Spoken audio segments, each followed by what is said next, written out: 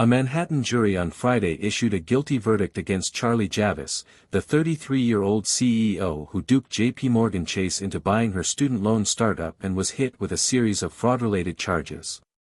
The charges carry a maximum sentence of 30 years, and Javice will be sentenced in the coming weeks. The verdict against Javice, who did not take the stand during the trial, came after approximately 4 hours of jury deliberation. The verdict wrapped up roughly 5 weeks of testimony where prosecutors claimed that Javice and co-defendant Olivier Amar lied and created fake customer data to sell their financial aid company Frank in 2021. In 2017, Javice founded Frank, which aimed to help students fill out the complex free application for federal student aid forms. 4 years later, Javice was a 28-year-old media darling, who appeared often on CNBC and had made the Forbes 30 Under 30 list, when she sold Frank to JPMorgan Chase for $175 million. JPMorgan Chase claimed it bought Frank believing that it had 4 million customers but later discovered it had roughly 300,000. The bank realized its mistake in January 2022 when it sent marketing emails to a batch of 400,000 supposed Frank customers. Only 28% of the emails were delivered, and just 1.1% were opened, according to JPMorgan Chase's lawsuit against Javice.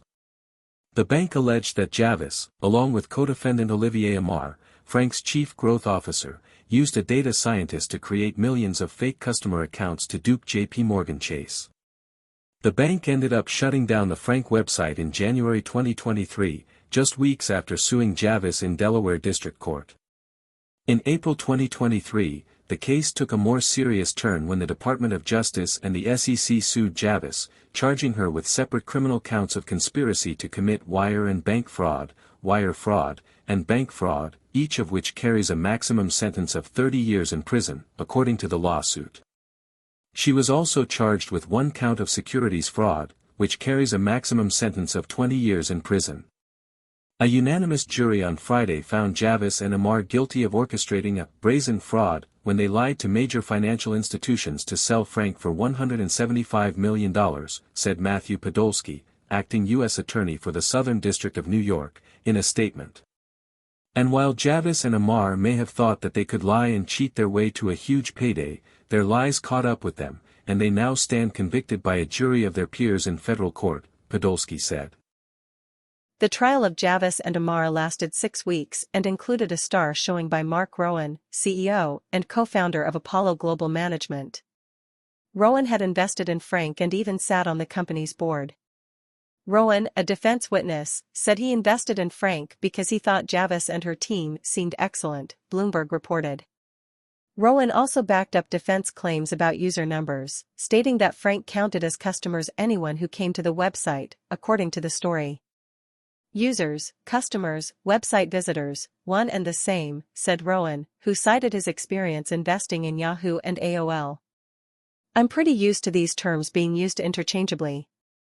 The jury began deliberating Javice and Amar's fate late Thursday. Prosecutor Nicholas Chucchiello told the jurors Wednesday that Javice and Amar sold Frank for $175 million worth of lies. Time and again, they pitched how their business succeeded in acquiring more than 4 million engaged customers, according to a court transcript. Chucchiello stated that Frank's 4 million customers were made up, literally created by a computer program. Frank's 4 million customers did not exist. He added that, following the sale of Frank in September 2021, Javice and Amar became multimillionaires while JPMorgan got a spreadsheet with fake names. Jose Baez, Javice's attorney, countered that the contract that JPMorgan signed to buy Frank did define customer data but didn't include any promises about the number of users Frank would deliver, Bloomberg said. Baez claimed that JPMorgan Chase had other reasons for buying the startup. The bank, during the summer of 2021, spent several weeks in due diligence studying Frank's financials and users. The bank is believed to have rushed the deal because it thought that Bank of America was looking to buy Frank. Jamie Dimon, JPMorgan Chase's chairman and CEO, also took a personal interest in the acquisition of Frank and met with Javice about 3 weeks before the bank clinched the deal. Dimon was very enthusiastic about the transactions and told Javice in July 2021 that JPMorgan should get the deal done, Fortune has reported. The government's case against Javis was incredibly flawed, Baez said in his closing argument. JPMorgan Chase, one of the most active fintech acquirers, knew exactly what they were buying. They negotiated for it. They knew exactly what exactly they wanted it for, and sometimes the reasons what they wanted it for wasn't necessarily what they told them, Baez said. Javis has been compared to Elizabeth Holmes, the former CEO of Theranos, who in 2022 was found guilty of wire fraud and conspiracy to commit wire fraud after it was discovered that the company's technology didn't work. Much like Theranos, this was a fairly standard issue fraud case made interesting by the fact it was a young woman allegedly doing the lying.